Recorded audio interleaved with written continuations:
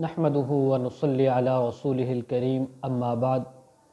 آج ہم بات کریں گے زکوٰۃ کے بارے میں کہ زکوٰۃ کے احکام کے بارے میں، کن لوگوں پر زکوٰۃ فرض ہے اور کیسے فرض ہوتی ہے، اس کے لیے شرائط کیا ہیں۔ سب سے پہلے زکوٰۃ کا لغوی اور اصطلاحی معنی کو سمجھنے کی ضرورت ہے۔ زکوٰۃ کے لغوی معنی ہیں طہارت، برکت اور اس کے علاوہ بڑھنے کے ہیں کہ مال کا بڑھنا۔ اصطلاح شریعت کے اندر زکوٰۃ کہتے ہیں اپنے مال کی مقدار معین کہ اس حصہ کا کہ جو شریعت نے مقرر کیا ہے کسی مستحق کو مالک بنا دینا، یہ زکوٰۃ کہلاتا ہے۔ زکوٰۃ کے لغوی اور اصطلاحی دونوں معنی کو سامنے رکھ کر یہ سمجھ لیجئے کہ یہ فعل یعنی اپنے مال کی مقدار معین کہ ایک حصہ کا کسی مستحق کو مالک بنا دینا، مال کے باقی ماندہ جو حصہ ہے اس کو پاک کر دیتا ہے۔ خلاصہ یہ ہے، جب آپ جو مقررہ حصہ ہے اس کے بارے میں آگے چل کر بات کرتے ہیں، اگر وہ حصہ آپ اپنے مال سے نکال کر کسی مستحق کو مالک بنا دیں گے تو اللہ تبارک و تعالی آپ کے باقی سارے مال کو پاک فرما دیں گے۔ اب بات آتی ہے کہ زکوٰۃ یہ کب فرض ہوئی۔ اس کے بارے میں بہت سے اقوال ہیں کہ کس سن یعنی ہجری میں یہ زکوٰۃ فرض ہوئی، لیکن جو صحیح اور راجح اقوال ہیں وہ یہ ہیں کہ زکوٰۃ جو ہے حضور علیہ السلام کی ہجرت سے پہلے مکہ میں فرض ہو گئی، حکم آ گیا تھا، لیکن اس کی وصولی اور اس کو باقاعدہ طور پر نافذ العمل کرنا یہ ہجرت کے بعد سن 2 ہجری میں حضور علیہ السلام نے حکم دیا کہ آج سے آپ نے زکوٰۃ ادا کرنی ہے، یعنی 2 ہجری سے زکوٰۃ کو نافذ العمل کیا گیا اور اس کا اعلان کیا گیا 2 ہجری میں 1 رمضان المبارک کو۔ اب یہ بات کہ زکوٰۃ آیا کیا اس امت پر فرض ہے یا پہلی امتوں پر تھی، تو اس کے بارے میں یہ سمجھ لینا چاہیے کہ زکوٰۃ جس طرح اس امت محمدیہ پر فرض ہے، اسی طرح اللہ نے اس سے پہلی تمام امتوں پر فرض کی تھی۔ زکوٰۃ کی اہمیت اور اس کے افادیت کا اندازہ اس بات سے لگائیے کہ 32 جگہ قرآن مجید کے اندر اللہ نے زکوٰۃ اور نماز کو اکٹھے ذکر فرمایا۔ جہاں نماز کا ذکر وہاں زکوٰۃ کا ذکر۔ تو اتنی اہم عبادت ہے، مال کو حلال اور پاک کرنے کے لیے اللہ نے اس کو ادا کرنا ایک مومن پر فرض قرار دیا ہے جو صاحب نصاب ہو۔ اب چونکہ زکوٰۃ جو ہے اسلام کا بڑا عظیم رکن ہے اور اس کی فرضیت بھی اللہ نے قطعی طور پر قرآن سے ثابت کر دی ہے، تو اس لیے زکوٰۃ کو نہ دینے والا فاسق، فاجر اور گناہ گار ہے، اور زکوٰۃ کا سرے سے انکار کرنے والا کافر ہے، مرتد ہے اور شدید ترین گناہ گار ہے۔ علماء لکھتے ہیں کہ وہ انسان جو زکوٰۃ ادا کر سکتا ہو اور مسلسل وہ زکوٰۃ ادا نہ کر رہا ہو تو ایسے شخص کو قتل کر دیا جائے۔ ایسے علماء نے بھی یعنی فتاوی میں لکھے ہیں۔ اب مال پر زکوٰۃ کیسے فرض ہوگی، کس مال پر کتنی مدت کے بعد، اس کے بارے میں شریعت نے کہا ہے۔ حضور علیہ السلام کی احادیث سے بھی ثابت ہے، حولان حول کے الفاظ آتے ہیں کہ زکوٰۃ جو ہے صاحب نصاب آدمی پر، صاحب نصاب وہ ہے کہ جس کے پاس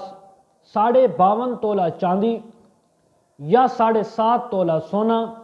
یا ان کی مقدار کے برابر اس کے پاس کچھ سونا اور کچھ رقم ملا کر یہ اس نصاب کو پہنچتے ہیں، تب بھی زکوٰۃ فرض ہے۔ اور سال کا گزرنا بھی شرط ہے کہ سال بھی پورا گزر جائے۔ سال کے شروع میں بھی یہ نصاب کا مالک تھا،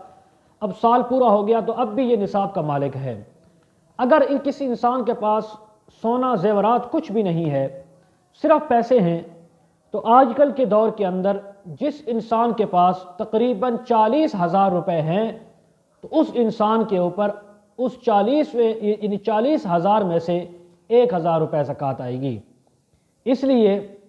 کہ 2.5% زکوٰۃ ہوتی ہے۔ اب اس کی مثال میں آپ کو آسان طریقے سے مزید سمجھا سکتا ہوں۔ اگر کسی انسان کے پاس 1 لاکھ روپیہ ہے، اب اس 1 لاکھ میں سے وہ 40واں ادا کرنا چاہتا ہے، زکوٰۃ ادا کرنا چاہتا ہے، 2.5% جو اس کے اوپر زکوٰۃ ہے وہ کتنی بنے گی؟ 1,00,000 کے اوپر 2,500 بنے گی، 2,500 روپے بنے گی۔ تو اس طرح اگر کم سے کم 40,000 روپے ہیں کسی کے پاس نقدی ذاتی، تو اس کے اوپر 1,000 روپیہ زکوٰۃ آئے گا۔ 40,000 سے کم ہے تو پھر زکوٰۃ سے وہ آدمی ماورا ہے، وہ خالی ہے۔ اب زکوٰۃ کن لوگوں پر فرض ہے اس کے بارے میں بھی شریعت نے وضاحت کی ہے۔ زکوٰۃ ہر آزاد عاقل بالغ مسلمان پر جو صاحب نصاب ہو، نصاب کا مالک ہو، اس کے اوپر فرض ہے۔ اب نصاب کیا ہے وہ میں نے شروع میں بتا دیا کہ جو شریعت نے مقرر کیا ہے 52.5 تولے چاندی، 7.5 تولہ سونا، یا اس کی مالیت کے پیسے، یا انسان کے پاس کاروبار ہے تو کاروبار کی مالیت اس مال سے زیادہ ہے 40,000 سے، اس کے اوپر بھی زکوٰۃ ہے۔ کل مال کو سال کے بعد اس کی قیمت لگائی جائے گی، قیمت لگانے کے بعد جو اس کے اوپر 2.5% بنے گا وہ زکوٰۃ ادا کرنی ہوگی۔ تو اس لیے اگر کوئی انسان ایسا ہے کہ عاقل بالغ نہیں ہے اور اس کے پاس مال موجود ہے تو اس پر زکوٰۃ نہیں ہے۔ زکوٰۃ کے لیے یہ شرط ہے کہ جس کی ملکیت ہے وہ خود بالغ بھی ہو، عقل رکھنے والا بھی ہو، اور وہ مسلمان بھی ہو۔ یہ 3 شرائط بھی اس کے لیے ضروری ہیں۔ اسی طرح کافر، غلام، دیوانہ، نابالغ لڑکے پر یا لڑکی پر زکوٰۃ واجب نہیں ہوتی۔ اگر ان کے پاس مال اتنا ہے کہ جس پر ویسے تو زکوٰۃ آ سکتی تھی، لیکن چونکہ ان کے اندر یہ شرائط نہیں ہے، نہ وہ ان میں سے کوئی مسلمان نہیں ہے، کوئی ان میں سے عاقل نہیں ہے، کوئی ان میں سے بالغ نہیں ہے، تو پھر ان پر زکوٰۃ نہیں آئے گی۔ اور اسی طرح وہ مال کہ جس کے اوپر سال نہیں گزرا، ابھی 6 مہینے گزرے ہیں، 7 مہینے گزرے ہیں، تو اس پر بھی زکوٰۃ نہیں آئے گی۔ زکوٰۃ کے لیے یہ بھی شرط ہے کہ اتنا مال ہو جو نصاب کو پہنچتا ہو اور سال بھی گزر جائے۔ اسی طرح اگر کوئی شخص سال کے ابتدائی اور آخری حصوں میں نصاب کا مالک رہے اور درمیان سال میں اس کے پاس نصاب پورا نہ ہوتا ہو، تو ایسے شخص پر زکوٰۃ آئے گی اور اس کو زکوٰۃ ادا کرنی ہوگی، اس لیے کہ زکوٰۃ کے لیے شرط ہے سال کے شروع میں نصاب کا مالک ہونا اور سال کے اختتام پر نصاب کا مالک ہونا۔ درمیان میں جو کمی بیشی ہے اس کا اعتبار نہیں کیا جائے گا۔ اسی طرح اگر کوئی قرض دار ہے تو اس کے بقدر جو فرض مال میں زکوٰۃ ہے، وہ جو قرض مال ہے اس میں تو زکوٰۃ نہیں آئے گی۔ جو قرض کے علاوہ جو اس کے پاس مال بچتا ہے، زائد ہے، اور وہ نصاب کو پہنچتا ہے زکوٰۃ کے، اس بندے کے اوپر بھی زکوٰۃ فرض ہے۔ جو قرضے کا مال ہے وہ نکال کر باقی مال اگر نصاب کو پہنچتا ہے تو زکوٰۃ فرض ہے۔ اسی طرح لیکن ایک بات یہ بھی ملحوظ خاطر رہے کہ وہ قرض جو ہے زکوٰۃ کے لیے مانع وجوب ہے، جس کا مطالبہ یعنی بندوں کی طرف سے ہو، چنانچہ نظر، کفارات، فطرہ اور ان جیسے دوسرے مطالبات جن کا تعلق صرف اللہ جل شانہ سے ہے اور کسی بندے کو ان کا مطالبہ کرنے کا حق نہیں پہنچتا، زکوٰۃ کے لیے مانع وجوب نہیں ہیں۔ یہ اللہ کے حق ہیں، یہ تو اس نے ادا کرنے ہیں، ان کو زکوٰۃ کے مال میں سے الگ نہیں نکالے گا، ان کو اس سب مال کے اندر شامل کر کے اس کی زکوٰۃ ادا کرنی ہوگی۔ مطلب یہ ہوا کہ جن کے قرض دینے ہیں دنیا میں انسانوں کے، ان کے قرضوں کو یعنی یہ آدمی مجرا کرے گا، باقی مال کی زکوٰۃ ادا کرے گا۔ اسی طرح وہ آدمی ہے کہ جس کے پاس مال مویشی ہیں، تو مال مویشیوں پر بھی جو زکوٰۃ ہے وہ پورا نصاب آپ حضرات ہمارے ساتھ رابطہ کر کے آپ پوچھ سکتے ہیں، لمبا چوڑا نصاب ہوتا ہے تو اس کی بھی زکوٰۃ جو مال ہے، اونٹ ہیں 5 سے 25 یا بھیڑ بکریاں ہیں 40، اس طرح، اور گائے بھینس ہیں ان کا بھی ان کے اوپر بھی زکوٰۃ ہے۔ تو وہ حساب تھوڑا نصاب لمبا ہوتا ہے کہ کس طرح ادا کرنی ہے، کتنا مال ہو، تو اس کے لیے آپ حضرات ہمارے ساتھ واٹس ایپ پہ بھی کانٹیکٹ کر سکتے ہیں۔ ہمارا نمبر جو ہے آپ کے سامنے جو ہے ہمارے کمنٹ سیکشن میں یا ڈسکرپشن میں موجود ہوتا ہے، آپ اس پہ جا کر آپ ہمارے ساتھ کانٹیکٹ کر سکتے ہیں اور ہم سے رہنمائی لے سکتے ہیں۔ اسی طرح زکوٰۃ کے لیے یہ بھی ایک شرط ہے کہ زکوٰۃ اس آدمی پر فرض ہوگی جو پورے مال کا خود مالک ہو۔ اگر کوئی آدمی ہے اس کے ساتھ کوئی اور شریک ہے مال کے اندر، یہ آدھے مال کا مالک ہے، آدھے مال کا مالک کوئی اور ہے، تو یہ اپنے نصاب کا اپنے مال کی زکوٰۃ ادا کرنے کا حقدار ہے، پابند ہے۔ اگر کوئی دوسرا ادا نہیں کرنا چاہتا تو اس کی ذمہ داری اس کے اوپر نہیں ہے، یہ اپنے مال جو اس کے ملکیت میں ہے یہ اس کی زکوٰۃ ادا کرے گا۔